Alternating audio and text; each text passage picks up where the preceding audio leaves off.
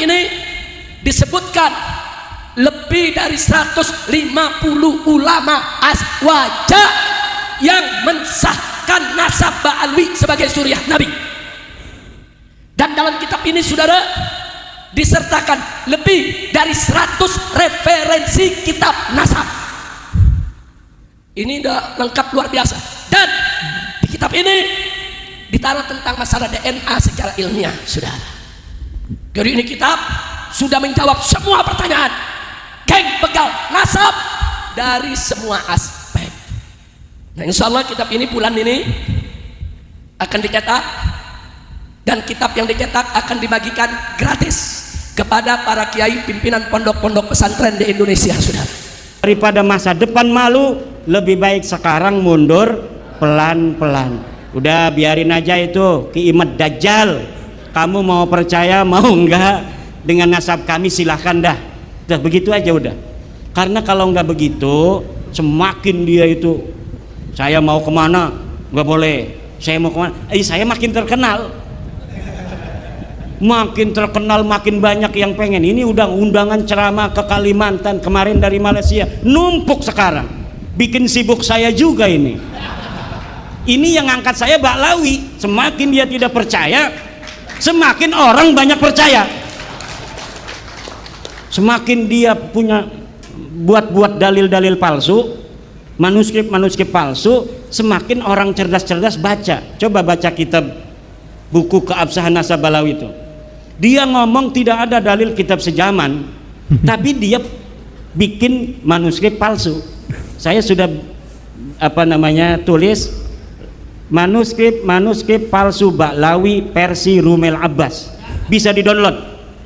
Bagaimana kepalsuannya itu? Dia bikin kitab tahun 1960. Seorang Ba'lawi bikin kitab tahun 1960, tapi ditulisnya di situ dibikin tahun 640 Hijriah. Dari mana eta Ki Imat nyaho bae cina eta palsu? Dari berbagai macam literatur tentang orang yang disebutkan itu. Pengarangnya katanya namanya Sa'duddin Ad-Dhifari, 640 Hijriah, katanya murid Faqih Muqaddam. Bagaimana dia jadi murid Faqih Muqaddam sedangkan Faqih Muqaddam tak aya jelma nage? Tokoh fiktif. Dari bab 1 dulu, pasal 1, tolak hukum keabsahan nasab, halaman 7.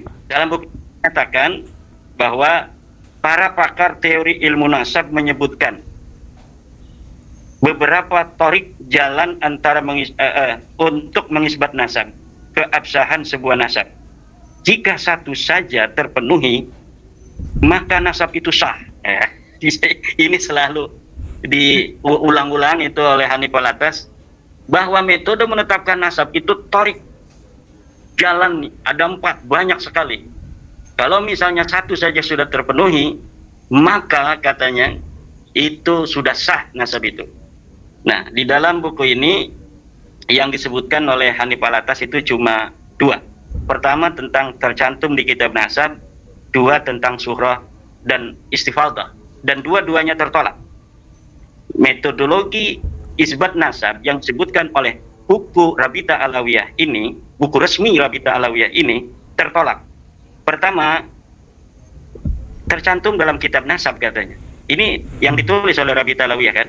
Dalam buku Rabita Alawiyah ini, sebuah nasab harus tercantum di dalam kitab nasab. Sebagaimana kita ketahui, silahkan baca buku terbaru saya tentang literatur kitab-kitab nasab dari abad ke-3 sampai abad 13. Yang menyebutkan Ba'lawi itu baru kitab Tuhfatul Talib 996 Hijriah.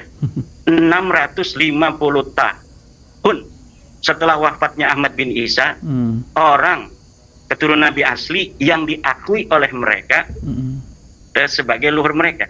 Jadi mereka mengakui Ahmad bin Isa yang ada di 345 Hijriah abad ke-4, baru tercatat. kemudian penulisan mereka sebagai keturunan Ahmad bin Isa itu baru ada di kitab Tuhfatul Talib tahun 996 Hijriah. Ada 651 tahun nasab mereka, umudun nasab mereka, nama leluhur-leluhur mereka tidak ada, tenggelam, gelap gulita dari kitab-kitab nasab. Lalu Berdasar apa kita mengatakan kitab Tuhfatut Thalib itu sah dalam menulis nasab Balawi? Tidak ada. Kenapa tidak ada? Karena dalam kitab Tuhfatut Thalib juga itu penulisnya mengatakan saya melihatnya dari sebuah ta'liq, bukan dari kitab nasab. Jadi pertama kali nasab Balawi ditulis di dalam kitab nasab bukan berdasarkan referensi dari kitab nasab sebelumnya, tetapi hanya berdasarkan sebuah catatan kecil yang dilihat oleh As-Samarqandi kemudian dituliskan. Ini namanya seorang an-nasabah al-mutasahil, seorang ahli nasab yang sembrono memasukkan sebuah riwayat yang tidak jelas, riwayat yang tidak ada referensinya, riwayat yang ghair muhaqqaqah, kemudian dituliskan di dalam kitabnya. Kemudian teori surah istifadah yang kedua. Ini surah istifadah pun sudah sering sekali saya mengatakan, tetapi untuk agar masyarakat kita ini bisa tercerahkan, ya kita ulangi lagi bahwa surah istifadah memang betul bisa digunakan untuk menetapkan nasab, tetapi dia punya syarat. Syaratnya apa? Innan nasaba mimma yasbutu bil istifadah illa ayyasbuta ma yukhalifu. Bahwa nasab memang sebagian dari apa yang bisa ditetapkan dengan istifadah, kecuali sudah jelas ada yang menentang. Sedangkan nasab Ba'lawi ini sudah jelas ada yang menentang. Bukan hanya ada yang menentang, ketiadaan riwayatnya selama 651 tahun itu sebenarnya sudah cukup. Bahwa nasab mereka memang nasabun muhdasun, nasab yang jadi-jadian. Kemudian ketika hari ini, nah istifadah itu sebenarnya untuk hari ini. Ini istifadah, ini bahwa Hanif Alatas Balawi, Rizik Syihab Balawi, itu istifadah namanya itu kan. Nah istifadahnya apa furo itu tidak berkonsekuensi terhadap istifadahnya usul. Usulnya siapa? Ubaidillah. Nah, untuk mengetahui surah istifadahnya Ubaidillah dari mana, kita harus melihat sekitar zaman Ubaidillah kitab-kitab yang ditulis di zaman itu. Kitab yang ditulis banyak, tetapi tidak ada satupun yang mencatat. Yang mencatat keturunan Ahmad bin Isa lainnya banyak, dari mulai abad ke-5 sampai abad ke hari ini. Tetapi yang mencatat bahwa Ahmad bin Isa mempunyai anak Ubaid itu baru di abad 10, 651 tahun. Begitu. Itu apa namanya itu, teori itu teori yang sudah jelas. Di dalam kitab fikih pun itu Ustadz Ma'ruf Qasim, ya Kiai Ma'ruf Qasim, Ustadz Yusuf Romli, itu tinggal baca aja tuh seluruh kitab-kitab fikih tentang istifadah, surah, tasamu, itu mempunyai syarat yang satu, yaitu dia tidak boleh bertentangan dengan dalil. Adamul mu'arid, adamul dafi, itu istilahnya macam-macam itu. Saya tambahkan lagi nih di dalam kitab Ilmu Nasab, Muqaddimah fi Ilmin Nasab. Idza wujidatir riq'atu as-sahihatu batalat tawaturul mukhalifu. Terlihat di dalam Muqaddimat halaman 72. Idza wujidatir riq'ah, apabila ditemukan sebuah kitab as-sahihatu yang sahih, batalat tawaturu, maka batal itu surah istifadah al-mukhalifu yang bertentangan dengan riq'ah yang tadi ditemukan itu. Itu sudah sangat jelas. Ini Hanif Alatas mengutip kitab Muqaddimat, mengutip kitab Rasail, bahkan ditaruh di dalam apa buku yang tadi itu, yang baru itu ditaruh. Itu saya kadang-kadang ketawa. Itu lafadznya ditaruh, lafadz yang menyerang mereka sendiri itu ditaruh di situ. Itu apa maksudnya itu? Jadi lafadz sebuah kaidah yang sendiri gitu, itu ditaruh di kitab itu, di dalam buku apa namanya ketidakabsahan nasab Balawi itu gitu, yang 500 halaman. Itu banyak sekali yang menyerang mereka sendiri, kemudian ditaruh di dalam halaman-halaman itu. Apakah menganggap sebenarnya masyarakat kita ini nggak bakal baca itu gitu, hanya melihat tebelnya udah ada jawaban. Mungkin yang diharapkan seperti itu, tetapi kita di dalam untuk memberikan pencerahan terhadap masyarakat ini tidak boleh apa namanya kita bosan. Kita harus, karena ini masalah berhubungan dengan kemuliaan dan kehormatan keluarga Nabi besar Muhammad SAW. Beliau menukil penjelasan dari Al-Hafidh Al-Madaini, seorang ulama sejarawan yang hidup pada abad kedua dari Basrah. Kutipannya berikut ini. Tihamah minal Yaman wa huwa ma asharu minha ila haddin fi badiyatiha wa Makkatu min Tihamah. Al-Madaini berkata, Tihamah adalah bagian dari Yaman yang terbentang dari daerah gurun sampai batas tertentu di padang pasirnya, dan Makkah termasuk dalam wilayah Tihamah. Jadi, karena Rasulullah SAW berasal dari Mekah, dan Mekah ini bagian dari Tihamah, dan Tihamah ini bagian dari Yaman, maka dapat dibenarkan apa yang dinisbatkan kepada Nabi Muhammad SAW berupa Al-Yamani. Sampel sederhananya seperti ini. Al-Fakir bernama Ajir Ubaidillah, berasal dari Banyumas. Maka sah kalau saya mengatakan Ajir Ubaidillah Al-Banyumasi. Oleh karena Banyumas adalah bagian dari Jawa, maka tidak salah juga kalau ada orang yang mengatakan Ajir Ubaidillah Al-Jawi. Oleh karena Jawa ini adalah bagian dari Indonesia, maka sah-sah saja kalau ada yang menjuluki Ajir Ubaidillah Al-Indonesi.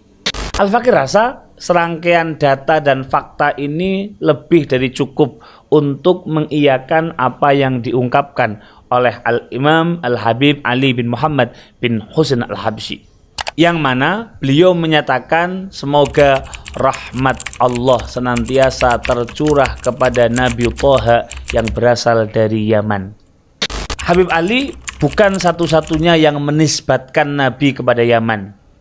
Banyak penyair dan ulama yang lain terlepas perbedaan alirannya. Ternyata Habib Ali bukanlah satu-satunya ulama yang menisbatkan Nabi kepada Yaman. Berikut ini data yang Al-Fakir temukan.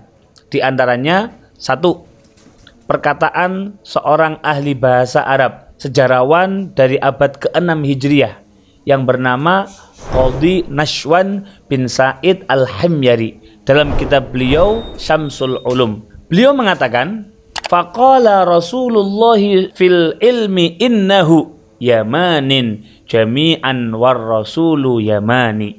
Telah bersabda Rasulullah SAW terkait ilmu, sesungguhnya beliau adalah Yamani seluruhnya, maka Rasul adalah seorang Yamani. Yang kedua, As-Sayyid Ahmad bin Ismail bin Zainal Abidin Al-Barzanji, seorang mufti Syafi'i yang hidup di Madinah Al-Munawwarah. Beliau mengungkapkan ini dalam sebuah kitab Tahqiqat Ahmadiyah fi himayati haqiqah Muhammadiyah. Bepergiannya Rasulullah SAW ke Syam sebab beliau berasal dari Yaman. Datang dari beliau bahwasanya Ka'bah dinisbatkan kepada Yaman dan aku dinisbatkan kepada Yaman dalam hadis yang hasan. Yang ketiga, Syekh Ahmad bin Ismail Al-Halwani dalam kitab beliau berikut ini. Beliau mengatakan, beliau SAW dari jalur leluhurnya dalam apa yang telah dikatakan, beliau berasal dari Yaman.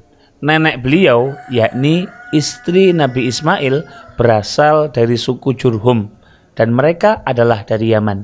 Demikian pula nenek beliau, yakni istri Sayyid Hashim, ibu dari Sayyid Abdul Muttalib, juga berasal dari Khazraj. Mereka pun berasal dari Yaman, sebagaimana yang telah dijelaskan. Oleh sebab itu, Nabi Muhammad SAW bernasab kepada Yaman. Lantas beliau menyebutkan hadis Ahmad tersebut. Yang keempat, Sa'duddin bin Hibatillah Al-Hindi dalam kitab beliau Simtu Jawahir Faraidin Nuhur Nadadul Madhi Ba'da Riqqati Tashbibi Biwasfir Rasuli Thahal Yamani, yang artinya rangkaian pujian setelah kelembutan ungkapan rindu dan menggambarkan Rasul Thaha